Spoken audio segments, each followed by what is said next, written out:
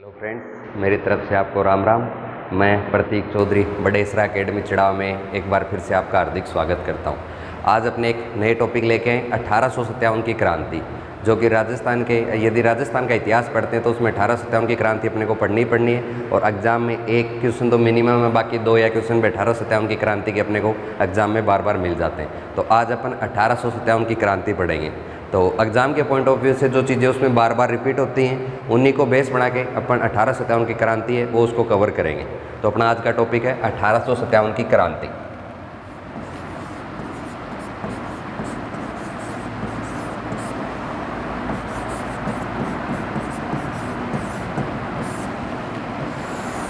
राजस्थान में जो 1857 की क्रांति हुई है उसको आज अपन पढ़ेंगे। तो 1857 की क्रांति पढ़ने से पहले उसके बारे में थोड़ा पीछे का पता होना चाहिए कि क्रांति हुई उसका कारण क्या था, उसकी वजह क्या थी। तो उसको पहले का इसका थोड़ा पहले का पता होगा तो अच्छे से 1857 की क्रांति अपने को समझ में आ जाएगी। यदि आपने 1857 की क्रांति के बारे में पहले सिर्फ यदि नाम ही सुना, इसके बारे में कुछ भी नहीं पढ़ा, तो भी मैं आपको ऐसे समझाने की कोशिश करूँगा कि आपको ये पढ़ने के बाद आपका पूरा कवर हो जाए। तो आज अपन पढ़ रहे हैं 1857 की क्रांति। तो 1857 की क्रांति से पहले थोड़ा इसके बारे में पहले का जानते हैं। सबसे पहले क्या होता है, अप्रोक्स 1600 के समथिंग क्या होता है, अंग्रेज अपने भारत में आते हैं।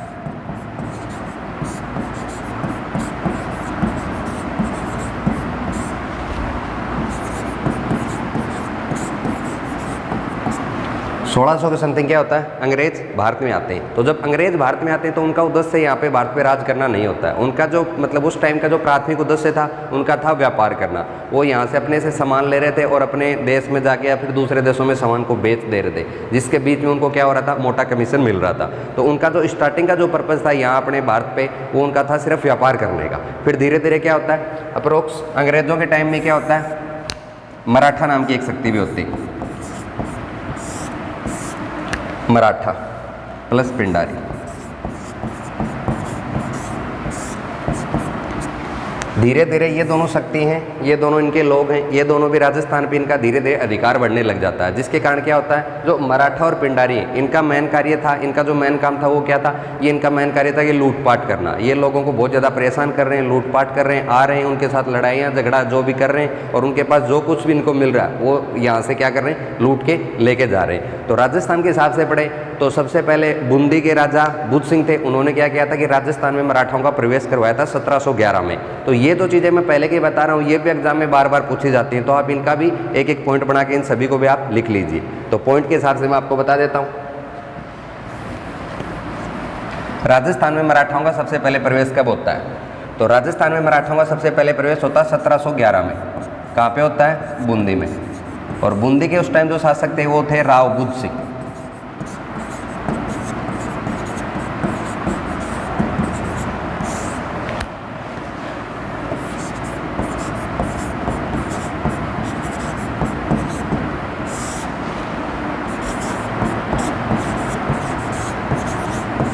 तो मराठाओं का राजस्थान में प्रवेश होता है वो पहली बार कब होता है, 1711 में। कहाँ पे होता है, बूंदी में। और बूंदी के उस टाइम जो शासक होते हैं कौन होते हैं, राव बुद्ध सिंह। और मराठाओं का प्रवेश, तो ये चीज़ भी बार बार एग्जाम में पूछी जाती है कि राजस्थान में सबसे पहले किस मतलब शासक के टाइम में या कौन से शासक ने जो है मराठाओं को प्रवेश दिलाया, तो किसने दिलाया, बूंदी के राव बुद्ध सिंह ने। और सर्वप्रथम यदि राजपुताने में यदि हस्तक्षेप हुआ है मराठाओं का तो कौन सी जगह के लिए आएगा, वो बूंदी के लिए आएगा, राव बुद्ध सिंह के टाइम में आएगा।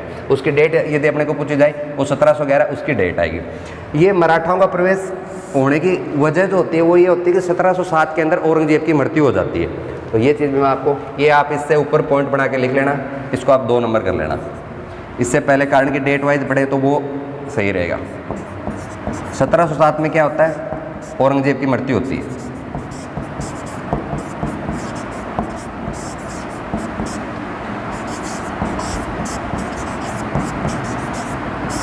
तो औरंगजेब जो मुगल साम्राज्य का था,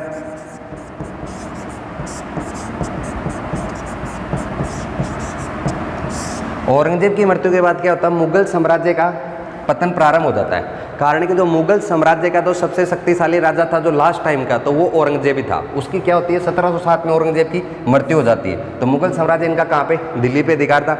और दिल्ली पे अधिकार नहीं, जब औरंगजेब था तो इसका तो ये अपने इंडिया है जो भारत है उस टाइम का, उस भारत के 80% 80 से 85% भारत पे उसका कब्जा था। मतलब पूरे भारत में थोड़ा सा दक्षिण का हिस्सा बाकी बचा हुआ था, बाकी पूरे भारत पे किसका कब्जा था, औरंगजेब का।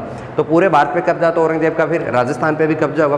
तो उस टाइम क्या था कि मराठाओं को इतना, मतलब वो इतने सामर्थ्य नहीं थे, इतने केपेबल नहीं थे कि वो क्या कर सके, मतलब बहुत ज़्यादा लूटपाट कर सके या फिर राजस्थान में प्रवेश कर सके। कारण कि राजस्थान है वो दिल्ली के बिल्कुल पास हो गया, तो दिल्ली के पास हो गया तो इनका दिल्ली मतलब राजस्थान पे किसका अधिकार हो गया, फिर औरंगजेब का अधिकार हो गया। तो उस टाइम मराठाओं को ज़्यादा उसमें राजस्थान में प्रवेश करने की अनुमति नहीं थी, या फिर उनकी इतनी ज़्यादा हिम्मत नहीं थी कि वो राजस्थान पे आसानी से आक्रमण कर सके या लूटपाट कर सके।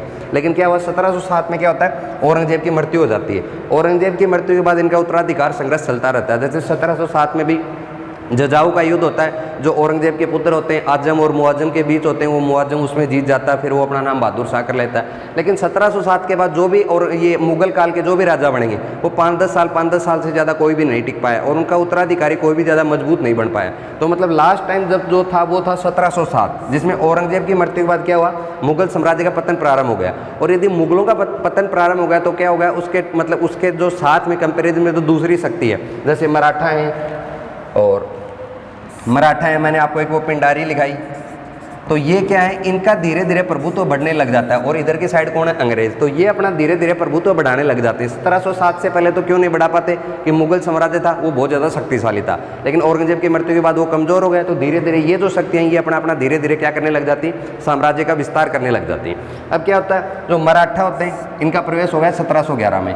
और मराठाओं के साथ ही क्या होता है, जो अमीर खां पिंडारी है, वो कोटा के राजा होते हैं जालिम सिंह, वो क्या कर देते हैं, अमीर खां पिंडारी को भी क्या कर देते हैं, अपने यहाँ पे एंट्री दे देते हैं। तो अपन उसको भी लिख लेते हैं, एक बार स्क्रीनशॉट ले लीजिए, फिर नेक्स्ट पेज में लिख देता हूँ।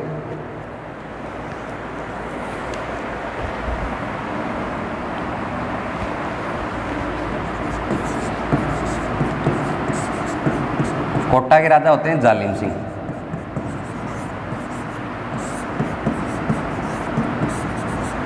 इसने क्या किया, अमीर खां पिंडारी को प्रवेश दिया।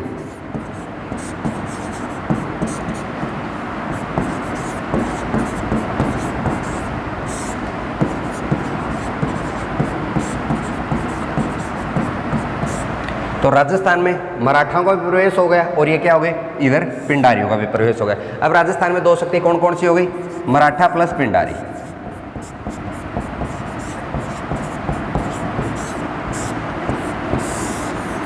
अब जो मराठा और पिंडारी, इनका जो मेन कार्य क्या है, लूटपाट करना।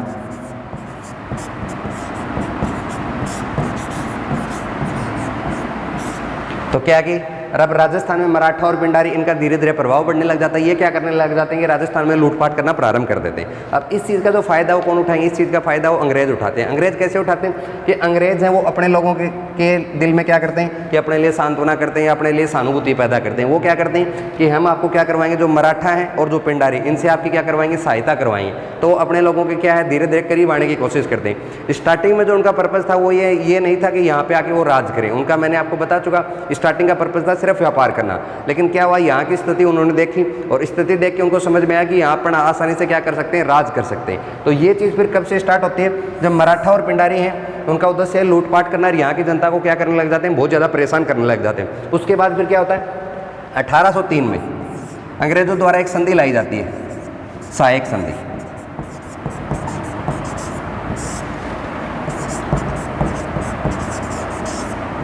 ये जो संधि लाई गई 1803 में, सहायक संधि, ये अंग्रेजों द्वारा लाई गई। राजस्थान में जो मतलब भारत के हिसाब से लाई गई थी, लेकिन अपन जो पढ़ रहे हैं वो राजस्थान के हिसाब से अभी पढ़ रहे हैं। तो राजस्थान में जो सहायक संधि अंग्रेजों द्वारा लाई गई, ये इसका पर्पज़ क्या था कि हम आपके क्या कराएंगे, जो मराठा और पिंडारी हैं, ये जो आपको लूटपाट कर रहे हैं, परेशान कर रहे हैं, यातनाएं दे रहे हैं, इन सभी से हम क्या कराएंगे, आपकी सहायता करेंगे। तो इसलिए इस संधि का क्या नाम हो गया, सहायक संधि। ये कब लाई गई है, 1803 में अंग्रेजों द्वारा लाई गई है। और किस लिए लाई गई कि मराठा और पिंडारियों से हम आपकी क्या करेंगे, रक्षा करेंगे। तो ये जो संधि 1803 में। अब इस संधि से रिलेटेड जो क्वेश्चन पूछे जाते हैं वो ये कि 1803 में जो सहायक संधि आई, वो संधि में सबसे पहले दो हस्ताक्षर किस राजा ने या फिर कौन सी रियासत ने किए। तो अपन नेक्स्ट पेज में उनके बारे में लिखते हैं कि सबसे पहले इस संधि पे किस राजा ने और कौन सी रियासत ने हस्ताक्षर की। आप इसका स्क्रीनशॉट ले लीजिए।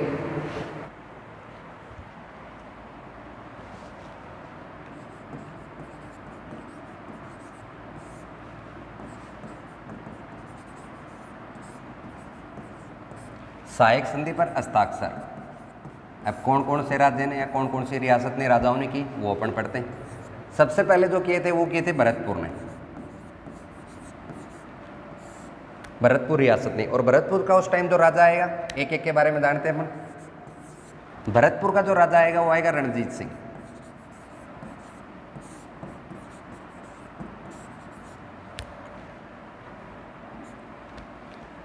भरतपुर ने क्या, भरतपुर का उस टाइम का राजा था वो कौन था, रणजीत सिंह। वहां का क्या आएगा, भरतपुर का राजा आएगा।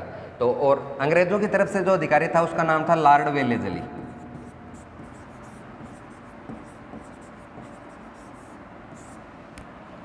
ये आएगा भरतपुर का राजा। तो भरतपुर का उस टाइम राजा कौन था, रणजीत सिंह था। और रणजीत सिंह के साथ अंग्रेजों की तरफ से जो अधिकारी था वो कौन था, लॉर्ड वेलेजली। तो जो सबसे पहले जो संधि की किसने की, भरतपुर के राजा किसने की, रणजीत सिंह ने की। किसके साथ की, लॉर्ड वेलेजली, जो कहाँ का था, अंग्रेजों का जो राजा था। तो सबसे पहले संधि ये हुई है। इस संधि के लिए डेट 29 सितंबर 1803।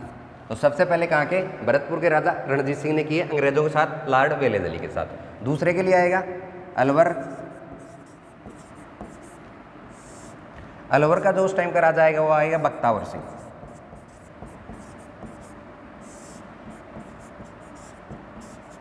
इसका जो टाइम आएगा 14 सितंबर 1803।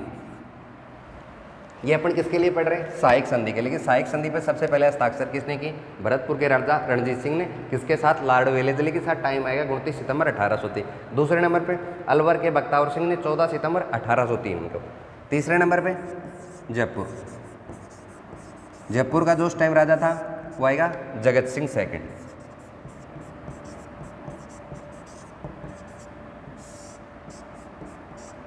इसका जो टाइम आएगा ये सितंबर, ये नवंबर आएगा, 14 नवंबर। ऊपर वाला है 29 सितंबर, ये नवंबर, ये फिर आएगा दिसंबर, 12 दिसंबर 1803। तीनों डेट है वो 1803 के, पहले 29 सितंबर है, फिर 14 नवंबर है, फिर 12 दिसंबर है। किस किसने किए, भरतपुर का राजा था पहले नंबर पे रणजीत सिंह। किसके साथ, लॉर्ड वेलेजली। टाइम 29 सितंबर 1803। दूसरे नंबर पे अलवर के बख्तावर सिंह ने 14 नवंबर 1803 को। और तीसरे नंबर पे जगत सिंह आएगा, जो जयपुर का आएगा, जगत सिंह सेकंड आएगा। टाइम आएगा 12 दिसंबर 1803 को। तो ये क्वेश्चन एग्जाम में बार बार पूछा जाता है कि सहायक संधि पे हस्ताक्षर करने वाले राजा में सबसे पहले पे कौन था। जो एग्जाम में वो इस हिसाब से पूछा जाता है कि सहायक संधि पे हस्ताक्षर करने वाला प्रथम, मतलब राजा भी पूछ सकते हैं और या फिर रियासत पूछ सकते हैं। यदि उसमें अपने को पहले नंबर पर 4 ऑप्शन है, उसमें यदि भरतपुर ना मिले, अलवर मिले, जयपुर मिले, धौलपुर मिले, करौली मिले, तो उसमें अपन पहला कौन सा कर देंगे, अलवर कर देंगे। कारण कि भरतपुर ऑप्शन नहीं है, और पहला ऑप्शन नहीं है तो दूसरे को प्रायोरिटी देंगे, दूसरा भी नहीं है तो तीसरे को देंगे। एग्जाम में 2 या 3 बार ऐसे पूछा जाता है कि ऑप्शन में भरतपुर और अलवर है, वो अपने को ऑप्शन में नहीं है, तो अपन उस अकॉर्डिंग जो सबसे पहले करेंगे वो कौन सा करेंगे, जयपुर करेंगे। डेट क्या है, 12 दिसंबर 1803। तो तीनों की डेट वाइज और तीनों के राजाओं के नाम और तीनों कौन कौन सी रियासत है, इन तीनों का अपने को पता होना चाहिए। नेक्स्ट बताता हूँ, स्क्रीनशॉट ले लीजिए।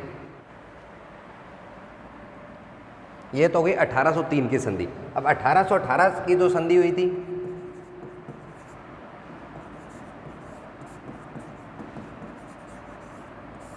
अठारह की जो संधि है उसमें जो अंग्रेजों की तरफ से अधिकारी था वो कौन था,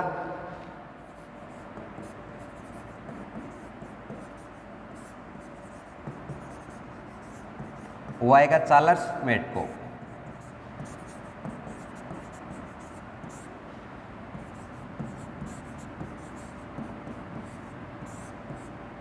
जो 1818 की संधि है उसमें जो अंग्रेजों की तरफ से जो अधिकारी था वो कौन था, चार्ल्स मेटको। उसका अंग्रेजों की तरफ से जो अधिकारी आएगा वो आएगा चार्ल्स मेटको। उसके जो भी इसमें पहले पॉइंट लिखा उसके आगे का पॉइंट लगा लीजिए।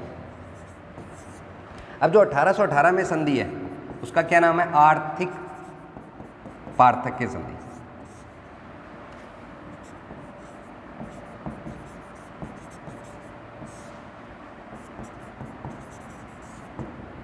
यह संधि क्यों लाएगी, ये संधि इसलिए लाएगी जो 1803 की जो सहायक संधि थी उस पे क्या कि सभी राजाओं ने हस्ताक्षर नहीं किए और वो संधि ज़्यादा सफल नहीं हो पाई। उसके कारण फिर क्या होता है, 1818 में क्या लाई जाती है, आश्रित पार्थक्य जो संधि वो लाई जाती है। इस संधि में फिर क्या होता है, जो अंग्रेज हैं उनका क्या है, ऊपर जो अपने राजा हैं वो तो क्या रहेंगे, ऊपर सिर्फ नाम के राजा रहेंगे, बाकी का जो सारे का मतलब नीचे का जो सारा सिस्टम है वो कौन संभालेंगे, वो सिर्फ कौन संभालेंगे, अंग्रेज संभालेंगे। नीचे का सिस्टम का मतलब जो वहाँ की जनता है उनका कार्यभार वगैरह देखना, उनसे टैक्स वगैरह लेना, वो सारे कार्य कौन करेंगे, वो सारे कार्य अंग्रेज करेंगे।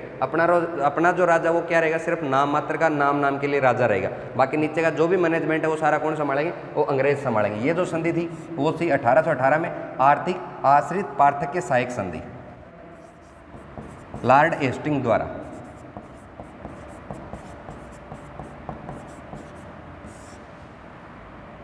या फिर इसको अपन ऐसे लिख सकते हैं, लॉर्ड हेस्टिंग की पार्थक्य संधि।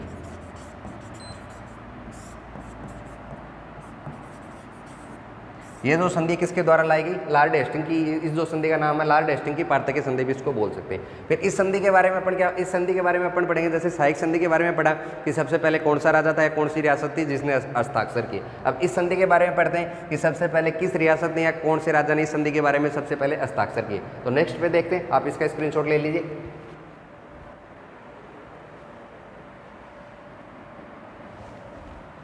सर्वप्रथम इस संधि पे किसने हस्ताक्षर किए, करौली के राजा, करौली का उस टाइम का जो राजा आएगा वो आएगा हरबख्शपाल।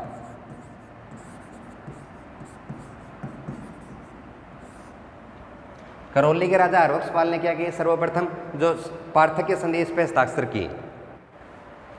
इसका जो टाइम आएगा सर्वप्रथम का 15 नवंबर 1817 में। करौली के राजा कौन आएगा, हरबख्शपाल आएगा।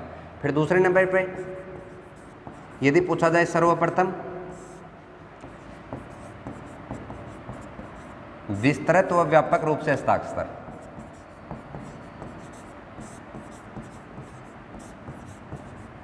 इस संधि पे सर्वप्रथम विस्तृत व व्यापक रूप से कौन सी रियासत ने हस्ताक्षर किए, तो उसके लिए यदि अपने से पूछा जाए तो उसका नाम आएगा कोटा के लिए।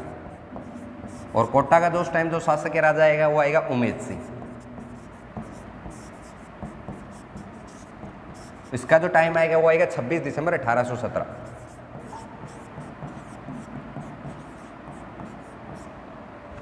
तो कोटा के राजा कौन आएंगे उस टाइम, उमेद सिंह 1817। अंतिम रूप से पूछा जाए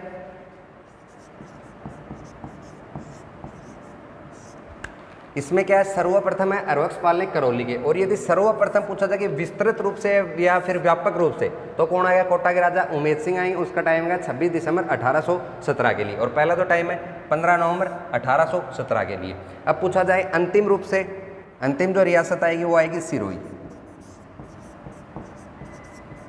और सिरोही का जो उस टाइम शासक आएगा वो आएगा शिव सिंह।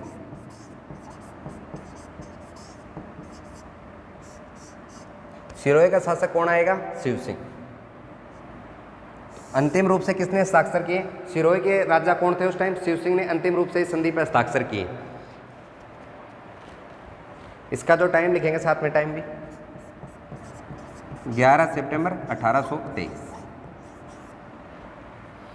तो सर्वप्रथम करौली के राजा कौन थे, हरबख्शपाल ने 15 नवंबर 1817 के लिए। सर्वप्रथम विस्तृत व्यापक रूप से किसने आएंगे, कोटा के राजा उमेद सिंह ने 26 दिसंबर 1817 के लिए। और जो अंतिम रूप से इस संधि पे मतलब किस रियासत ने हस्ताक्षर किए, सिरोही ने। और सिरोही का जो उस टाइम शासक आएगा कौन आएगा, शिव सिंह ने। टाइम आएगा 11 सितंबर 1823 के लिए।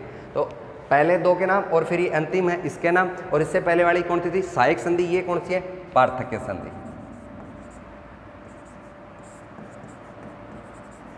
तो इन दोनों के जो सहायक संधि और पार्थक्य संधि दोनों के बारे में कि पहले दूसरे तीसरे नंबर पे कौन है, दोनों का अपने को नाम अच्छे से पता होना चाहिए। एग्जाम में चीज़ें बार बार पूछी जाती हैं। इनका स्क्रीनशॉट ले लीजिए। नेक्स्ट पढ़ते हैं। अब क्या होता है, इसी अधीनस्थ संधि के बाद फिर क्या होता है, अंग्रेजों का धीरे धीरे प्रभुत्व बढ़ने लग जाता है। फिर वो क्या करते हैं, 1832 में राजपूताना रेजिडेंसी की स्थापना करते हैं।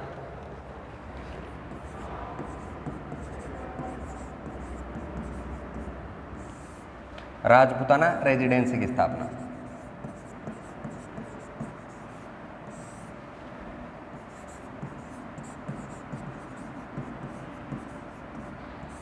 कब की जाती है, 1832 में। इसका फिर इसका जो मुख्यालय किया जाएगा, जो राजपूताना रेजिडेंसी की स्थापना की है, इसका मुख्यालय कहाँ पे किया गया, अजमेर में। अब अंग्रेज अधिकारी हैं, अंग्रेज में फिर गर्मी के टाइम में क्या दिक्कत होती है, अंग्रेज है तो वहाँ के टाइम मतलब इंग्लैंड की साइड जो अंग्रेजों के मतलब साइड क्या होता है, बहुत ज़्यादा ठंड पड़ती है, तो यहाँ अपने गर्मी में बहुत ज़्यादा गर्मी है, तो ये मतलब यहाँ पे क्या रह नहीं पाते, इसके कारण क्या करते हैं, यहाँ जो इनका जो एक और जो मुख्यालय करते हैं 1845 में कहाँ पे करते हैं, माउंट आबू में। ये किसके टाइम, गर्मी में, मतलब गर्मी बहुत ज़्यादा होती है तो अंग्रेज वहाँ पे रह नहीं पा रहे, तो क्या कर रहे हैं 1845 में आबू में स्थानांतरित कार्यालय।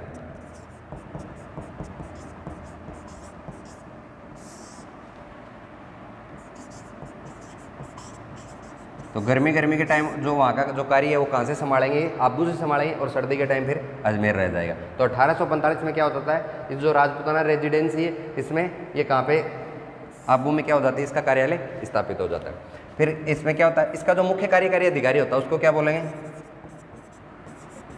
जो मुख्य अधिकारी होगा उसको बोलेंगे एडजेंट टू गवर्नर जनरल।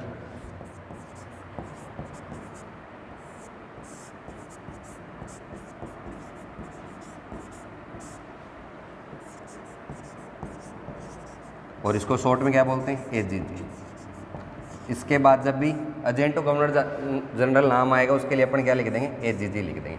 एक बार दोबारा बता देता हूँ, जो राजपूताना रेजिडेंस है इसकी स्थापना कब हुई, 1832 में। इसका जो मुख्यालय कहाँ पे किया गया, अजमेर में किया गया। फिर क्या हुआ 1845 में इसका जो मुख्यालय वो कहाँ पे मतलब स्थानांतरित कर दिया गया, आबू में। आबू अपने बहुत ज़्यादा मतलब ठंड का इलाका है, तो वहाँ पे क्या कर दिया, गर्मी में इसका जो मतलब यहाँ पे अजमेर में बहुत ज़्यादा गर्मी पड़ेगी तो क्या कर दिया गया, गर्मी के टाइम में क्या कर दिए जाएंगे, आबू की साइड ये अपना कार्यालय स्थानांतरित कर दिया इन्होंने। और जो इनका मुख्य अधिकारी है राजपूताना रेजिडेंसी की का जो मुख्य अधिकारी है उसको क्या बोलेंगे अपन, एजेंट टू गवर्नर जनरल बोलेंगे, और इसको शॉर्ट में क्या बोलते हैं, एजीजी इसको शॉर्ट में बोलते हैं। अब नेक्स्ट पे अपन पढ़ेंगे कि राजस्थान का प्रथम एजेंट टू गवर्नर जनरल कौन था, फिर 1857 की क्रांति का एजेंट टू गवर्नर जनरल कौन था। स्क्रीनशॉट ले लीजिए, फिर नेक्स्ट देखते हैं।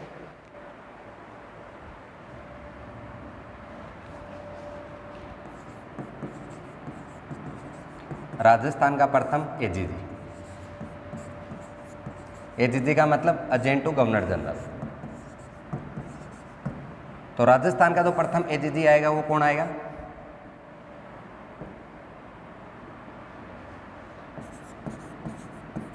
डेविड ऑक्टरनोली, या फिर इसको क्या बोलेंगे, मिस्टर लोकेट भी बोल देते हैं।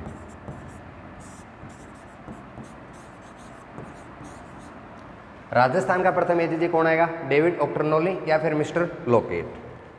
1857 की क्रांति का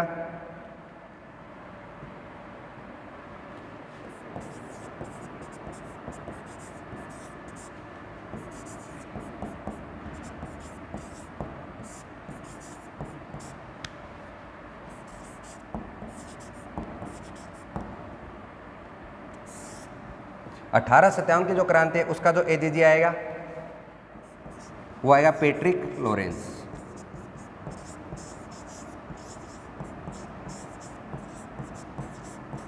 तो ये दोनों क्वेश्चन अपने को अच्छे से ध्यान में रखने, एग्जाम में बहुत बार पूछ लिए जाते हैं कि राजस्थान का प्रथम AGG agent to governor general कौन आएगा, डेविड ऑक्टरनोली या फिर मिस्टर लोकेट आएगा। और जो 1857 की क्रांति है इसका जो एजीजी आएगा वो कौन आएगा, वो आएगा पैट्रिक लॉरेंस आएगा। स्क्रीनशॉट ले लीजिए, नेक्स्ट देखते हैं।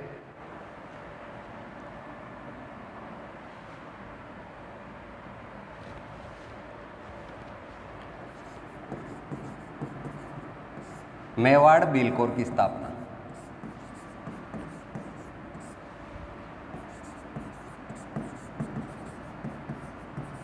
यह स्थापना होती है 1841 में। मेवाड़ बिलकोर की स्थापना कब होती है, 1841 के अंदर होती है। उस टाइम जो मेवाड़ का जो महाराणा था कौन था आएगा, सरदार सिंह।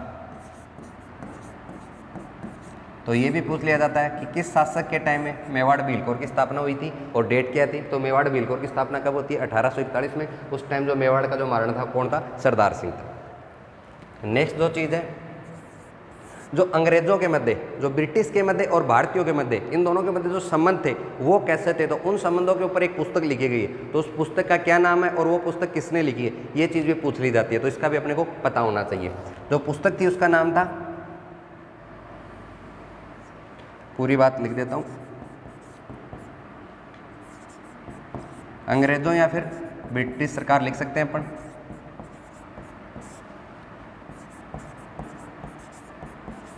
ब्रिटिश सरकार हुआ है भारतीयों के मध्य संबंध।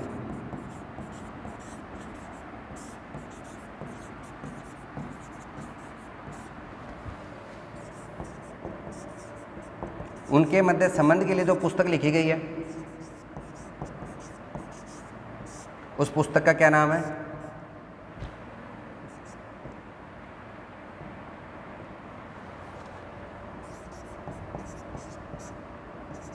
Lord Hastings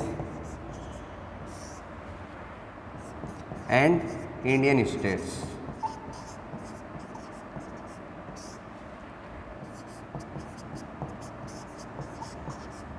Lord Hastings and Indian state, ये जो पुस्तक लिखी गई थी किसके द्वारा लिखी गई है?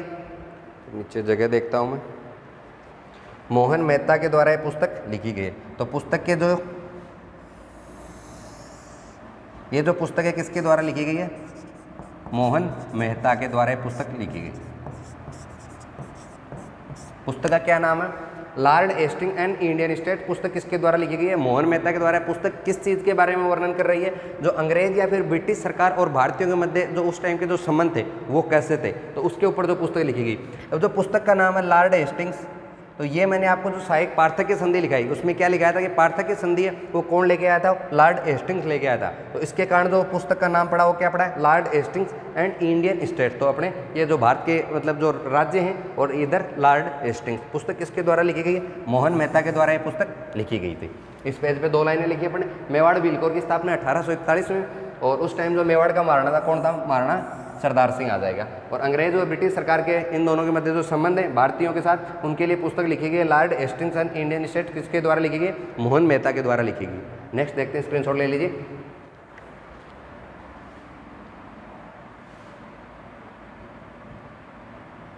अब जो अपन नेक्स्ट पढ़ेंगे वो पढ़ेंगे 1857 की जब क्रांति होती है, तो उस क्रांति के समय जो अपनी प्रमुख रियासत थी, तो उन रियासतों का राजा कौन था और उन रियासतों के पॉलिटिकल एजेंट कौन कौन थे? तो प्रमुख राजा व पॉलिटिकल एजेंट।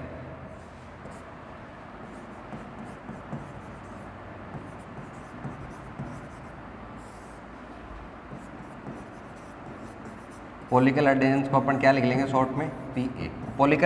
पॉलिटिकल एजेंट कौन होता है? जो अंग्रेजों का एक अधिकारी होगा जो वहाँ का कार्यभार देखेगा या उस कार्यभार को संभालेगा, तो उसको क्या बोलेंगे? पॉलिटिकल एजेंट बोलेंगे। इसको शॉर्ट में क्या लिख देंगे अपन? PA। पॉलिटिकल एजेंट को लिख देंगे। AGG जो लिखा, एजेंट टू गवर्नर जनरल लिखा। तो प्रमुख राजा व उनके उस जगह के लिए पॉलिटिकल एजेंट। तो सबसे पहले अपन जो पढ़ेंगे वो पढ़ेंगे जयपुर के लिए।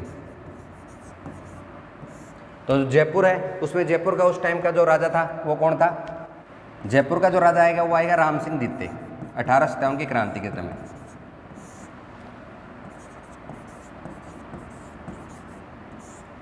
ये तो हो गए यहाँ के राजा। अब यहाँ का इधर पॉलिटिकल एजेंट लिख लेंगे, कर्नल ईडन।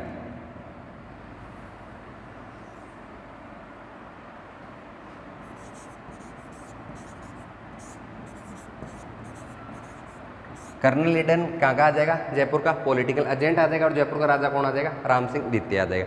राम सिंह द्वितीय ने क्या की थी? अंग्रेजों की बहुत ज़्यादा तन मन और धन से बहुत ज़्यादा सहायता की थी। तो सहायता की, इसके कारण फिर इसको क्या कर दिया गया? राम सिंह द्वितीय को सितारे हिंद की उपाधि दे दी गई। और जो कोटपुतली है, परगना या फिर गांव एक ही चीज़ होती है। आज के टाइम उसको गांव बोलते हैं, उस टाइम परगना भी बोल दिया जाता था। तो फिर इसको जो कोटपुतली परगना वो इसको क्या कर दिया गया? अंग्रेजों ने इसको विरासत में दे दिया। तो राम सिंह द्वितीय ने क्या किया? अंग्रेजों के तन मन धन से क्या की थी? सहायता की थी।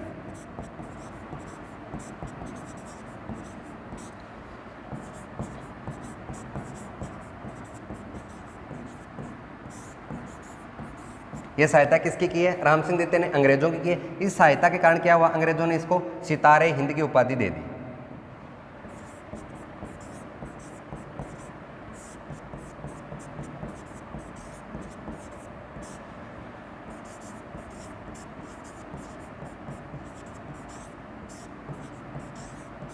जो 1857 की क्रांति है वो क्रांति मतलब राजस्थान वाले या फिर भारत वाले जो हारे, वो हारने का जो मेन कारण था वो यही था कि जो यहाँ के जो राजा हैं उन्होंने क्या किया, अपनी जनता का सहयोग ना किया, और अपनी जनता का सहयोग ना करके उन्होंने क्या किया, अंग्रेजों का सहयोग कर दिया। अब ये जो राम सिंह द्वितीय के बारे में अपन क्या पढ़ रहे हैं कि इन्होंने क्या किया, अंग्रेजों की तन मन धन से सहायता की है। अभी बाकी और के बारे में पढ़ेंगे तो ये सब क्या करें, अंग्रेजों की सहायता करें। तो अंग्रेजों की सहायता करेंगे तो उसके बाद फिर 1857 की क्रांति है, उनका मेन पर्पज ये था कि अंग्रेजों को यहाँ से बाहर निकाला जाए। अब जब अपने राजा वो जब अंग्रेजों के साथ है तो यहाँ से बाहर उनको कैसे निकालेंगे। तो इस क्रांति का जो असफल होने का जो कारण था वो यही था कि यहाँ के राजाओं ने अंग्रेजों का सहयोग किया, ना कि अपनी जनता का सहयोग किया। अब जो राम सिंह द्वितीय हैं, ये जो जयपुर के राजा थे, इन्होंने क्या किया, तन मन धन से क्या की, अंग्रेजों की सहायता की। उसके बदले में अंग्रेजों ने इसको क्या किया, सितारे हिंद की उपाधि दे दी और कोटपुतली परगना विरासत में दे दिया।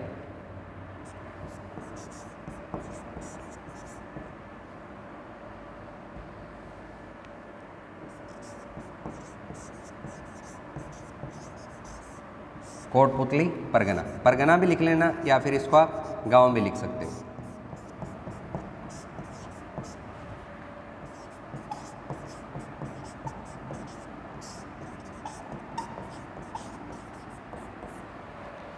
राम सिंह द्वितीय ने अंग्रेजों की सहायता की, उसके बदले में अंग्रेजों ने सितारे हिंद की उपाधि दी और कोटपुतली परगना इसको विरासत में दे दिया। जयपुर के बारे में ये देखना, जयपुर का फिर जो पॉलिटिकल एजेंट था वो कौन था, कर्नल ईडन। यहाँ का कौन आएगा, पॉलिटिकल एजेंट आएगा।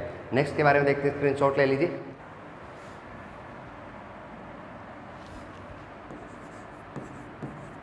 जो भरतपुर था वहाँ का राजा कौन आएगा, जसवंत सिंह।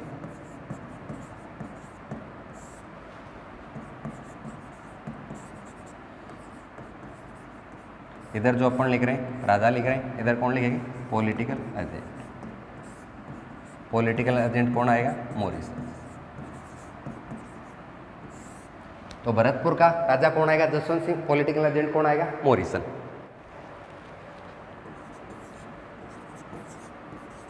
कोटा के लिए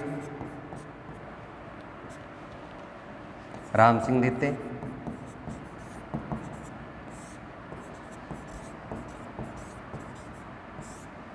महाराव और लगा लो आप इसके लिए,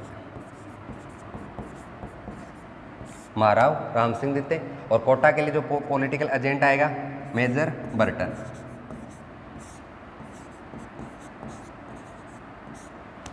तो कोटा का राजा उस टाइम कौन आएगा, महाराव राम सिंह द्वितीय आएगा। कोटा का जो पॉलिटिकल एजेंट आएगा वो कौन आएगा, मेजर बर्टन। कोटा का पॉलिटिकल एजेंट आएगा। भरतपुर का राजा कौन आएगा, जसवंत सिंह। पॉलिटिकल एजेंट कौन आएगा, मॉरिसन आएगा। नेक्स्ट जो पढ़ते हैं मेवाड़ के लिए,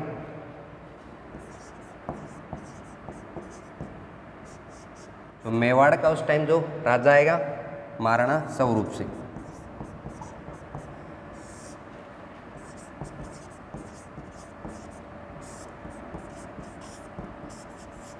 और जो पॉलिटिकल एजेंट आएगा वो आएगा मेजर सावर्स।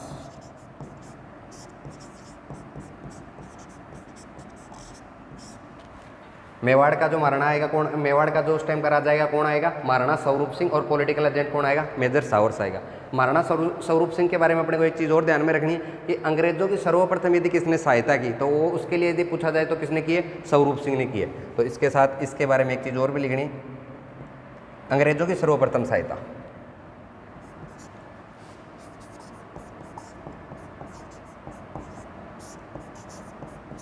अंग्रेजों का सर्वप्रथम सहयोग।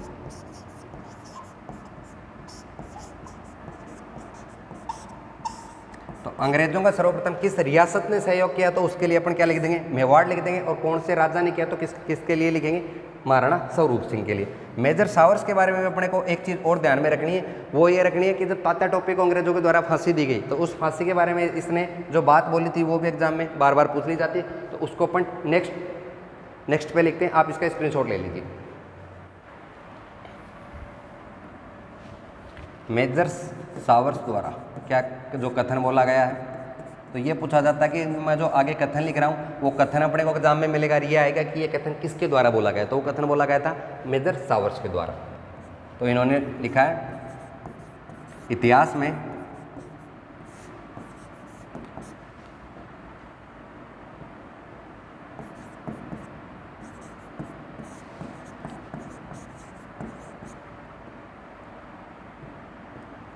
तात्या टोपे को फांसी देना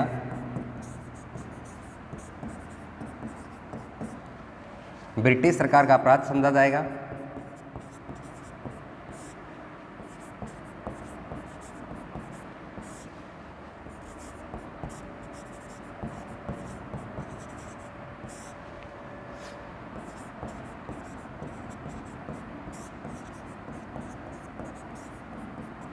और आने वाली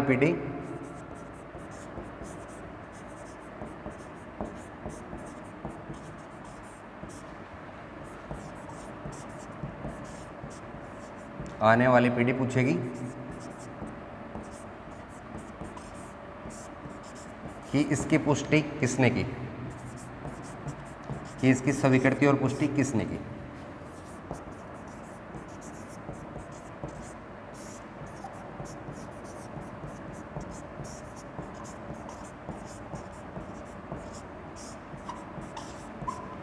ये क्या इनका कहना ये था कि जब तात्या टोपे को फांसी दी गई तो अंग्रेज सरकार ने जब तात्या टोपे को फांसी दी तो मेजर सावर्स का मानना था कि उन्होंने सही नहीं किया। तो इसके लिए उन्होंने जो कथन लिखा था, उन्होंने लिखा था कि इतिहास में तात्या टोपे को फांसी देना ब्रिटिश सरकार का अपराध समझा जाएगा। ब्रिटिश सरकार मतलब अंग्रेजों ने इसको फांसी दी, तो मेजर सावर्स के अनुसार वो सही नहीं था।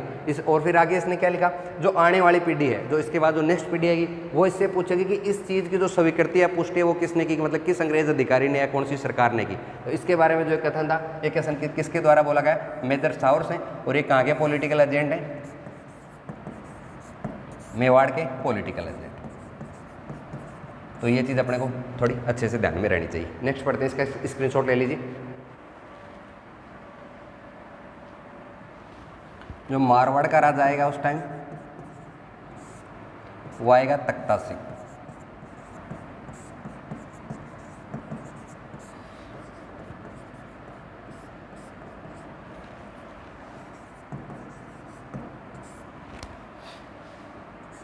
मारवाड़ था, मारवाड़ का राजा कौन आएगा, तख्ता सिंह मारवाड़ का राजा आएगा। और मारवाड़ का जो पॉलिटिकल एजेंट आएगा मोक मेसन।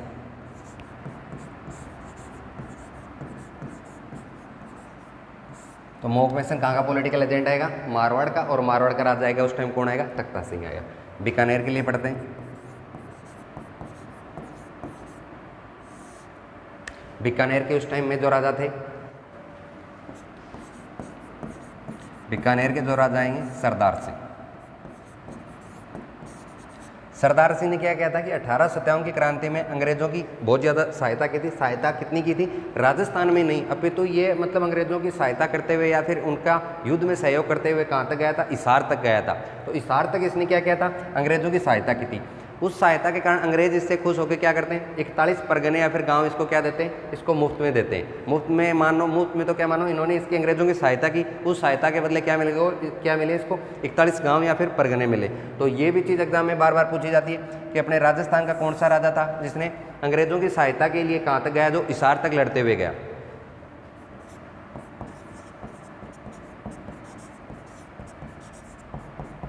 अठारह की क्रांति में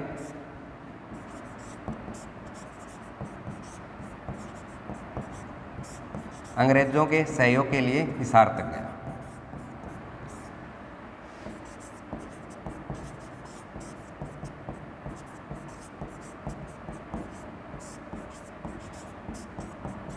उसके बदले क्या किया, अंग्रेजों ने इसको 41 परगने दिए।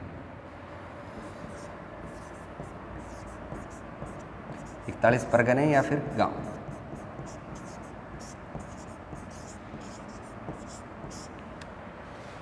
तो बीकानेर के राजा सरदार सिंह ने क्या किया, अंग्रेजों की सहायता करते हुए कहाँ तक गए, ये युद्ध में उनका सहयोग करते हुए कहाँ तक गया, हिसार तक गया। इस चीज़ से अंग्रेज खुश होकर क्या करते हैं, इसको 41 परगने या फिर इसको गांव दिए जाते हैं। मैंने आपको जो जयपुर वाला पढ़ाया उसमें बताया था, यही जो 1857 की क्रांति है वो अपने वाले लोगों के कारण जो 1857 की क्रांति अपन हार गए, उसकी मेन वजह ये थी कि यहाँ के जो राजा हैं वो क्या कर रहे हैं, अपना सहयोग ना करके क्या कर रहे हैं, अपना सहयोग ना करके क्या कर रहे हैं, वो अंग्रेजों का सहयोग कर रहे हैं। इसके कारण क्या हो रहा है कि अपन जो 1857 की क्रांति है उसमें अंग्रेजों को हराने में क्या हो जाते हैं, असफल हो जाते हैं। अब जो 1857 की क्रांति है उसमें अपन नेक्स्ट में पढ़ेंगे 1857 की क्रांति में कौन कौन सी अपनी छावनी थी, और उन छावनियों के अलावा यदि वहाँ की जनता ने जो विद्रोह किया उन सभी के बारे में, एक एक के बारे में वो देखते हैं। अभी तक आप इसका स्क्रीनशॉट ले लीजिए।